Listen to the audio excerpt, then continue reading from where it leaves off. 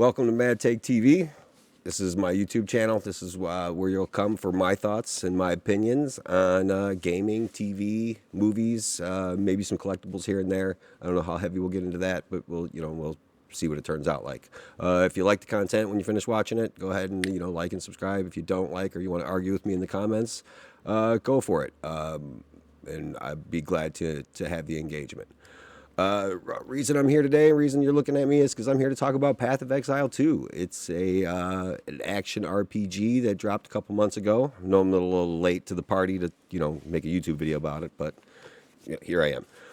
Because I'm a new player to the franchise, and I just wanted to kind of give my thoughts and opinions and review of the game. I got about 400 hours in it, and I just wanted to talk about it. First of all, it's a like Diablo style, kind of like top down. I hate to say that because the PoE community will hang me for that. But this is just most popular description I can think of. So it's top down, super fast paced action, and just the customization is in my opinion, second to none. Graphics are great. Super high fidelity, when my computer's running it, it's fantastic. One of the issues I do have, and have continued to have since day one, is it crashes. And it'll have a crashing fit, just crashes. So that's one of my criticisms. I'm not really sure if it's my system or if it's on their end. The friends and stuff I play the game with, they said that they think it's probably on their end. So hopefully the next NVIDIA driver update will fix it, but we'll see, and we'll keep you updated on that. Yeah, the gameplay loop is super addictive. You go during the campaign, you go into a campaign mission, you clear the map of the enemies, and then you go back to town and you trade your loot and you upgrade your for upgrade materials. You can sell the loot, you can break it down, and you can trade it for mats for better gear. Well, and if you're lucky enough to get a drop that you can use, that's more power to you. So but yeah, the power creep in the game is fantastic. The way that you are able to find gear and acquire gear through the trade economy is also a huge part of the game. That's you can play the game and not engage with it at all, but I think you're missing out on a huge fun part of the game when you're looking at all the different items. You're searching for the one that you want to find, and you find it, and then you send a whisper to the guy to that you want to buy it, and then when he responds back, you're like, oh shit, and you meet up with him, and then they trade the item. Super smooth process. I was a little intimidated by it at first, but I super smooth. You either go to them or they come to you, and you do a trade request, and you swap the items that you agreed to trade on. So super easy, and it's a super fun part of the game that I have never experienced in another video game, being able to trade items with other players. Huge Destiny players. A lot of the systems are similar. Build crafting is sort of similar, and the synergies are sort of similar with the way one thing can affect another, or an exotic piece of gear can affect your abilities in a certain way. That stuff reminded me a lot of Destiny 2, but Destiny 2 never had item trading, which just adds a whole nother level of playability to the game. So I played the campaign. Honestly, I don't know if it wasn't for the multiplayer and having a guild to play the game with and bounce ideas off each other with about the game. I don't know that it would be as much fun as I've had with it. That engagement is super fun. Also, yeah, shout out to the guild. You guys that brought me in, they've been super cool.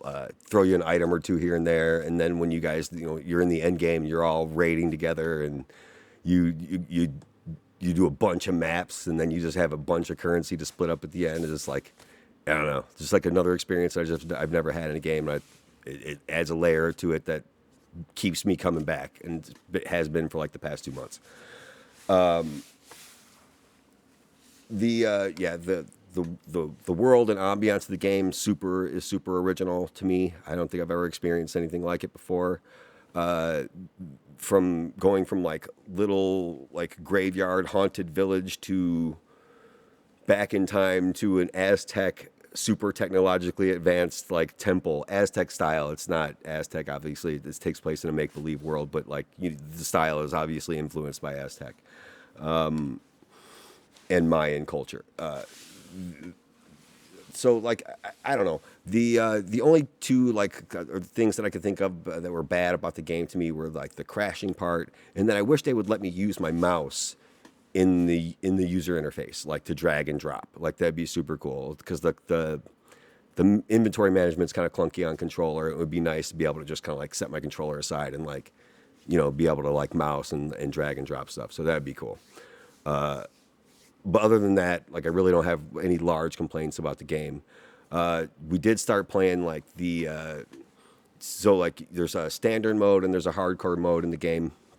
Standard mode is in the hardcore mode are essentially the same exact thing, only in the hardcore mode you can't die. If you die, your character goes back to standard mode and you lose all of the gear that you had on your character.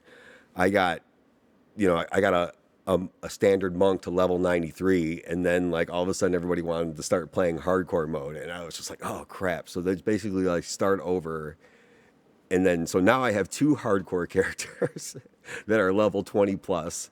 That like if they died, I'd be heartbroken. But that's like I guess that's another layer of the game that like hit me after 300 something hours into the game. Like a whole nother replayability value comes in with like the hardcore mode because it's a completely separate economy and a completely separate save file. You can't trade items. You can trade items between your characters in the standard mode. Like all standard mode characters can trade and all hardcore characters can trade, but they can't trade with each other. So like they keep that economy separate, which I think is super cool, and it just adds a whole nother, like I said, it added a whole nother layer of replayability.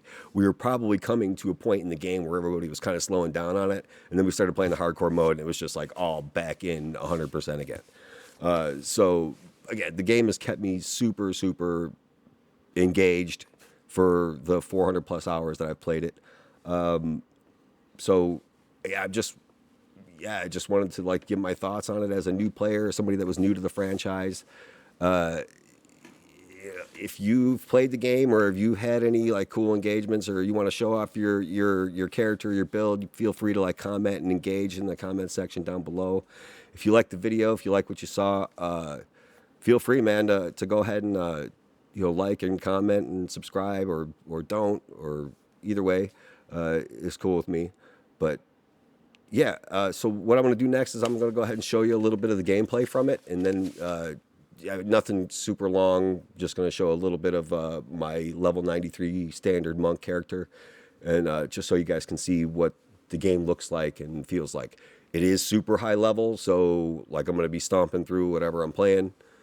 So you just keep that in mind. That's not what the game looks like from the very beginning. I don't want to start a new character just to show you like what the beginning of the game looks like. You can look that up on other channels. So I'm just going to show you my character and what my game looks like here now at level 93. So yeah, here we go.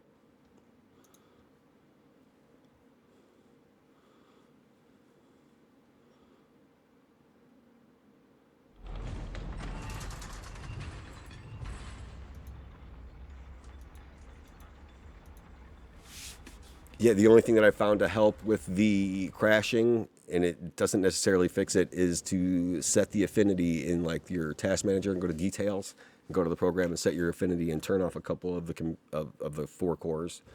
It tends to help, not all the time, as you can tell right now. But I don't have a problem with it ever like not starting back up. It usually does start back up, and once I do, I can usually get it to run for a little while without crashing.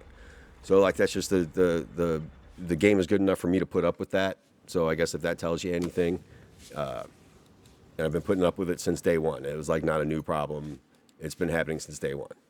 So I've just kind of learned to deal with it and go once I get it started again and it'll get going. I know that I'm good.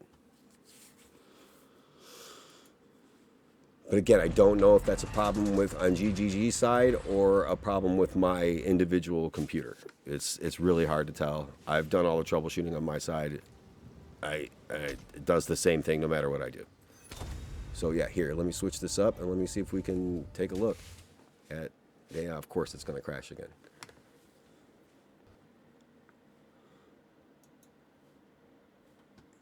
Bear with me.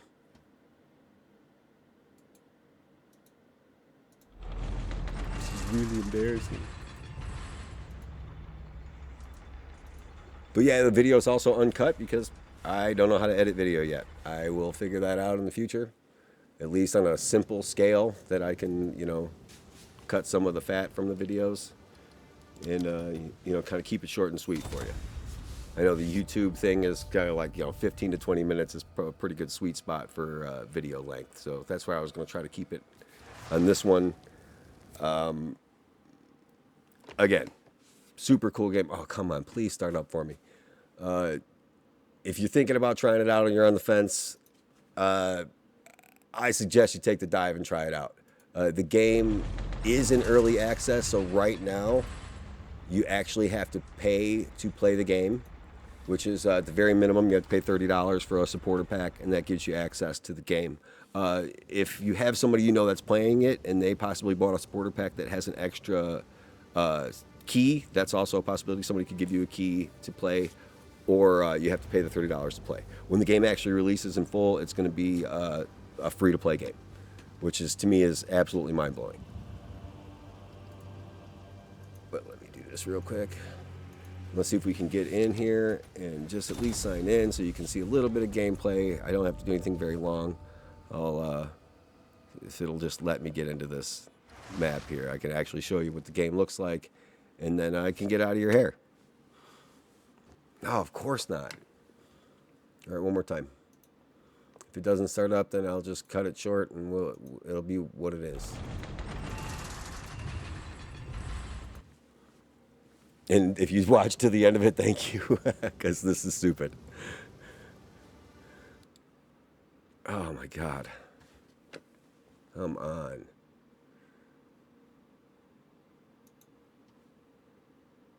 One more time, and then again, I'll give you a little final thoughts, and then we will be done.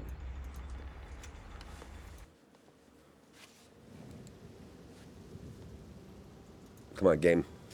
Fire up for me. Be cool.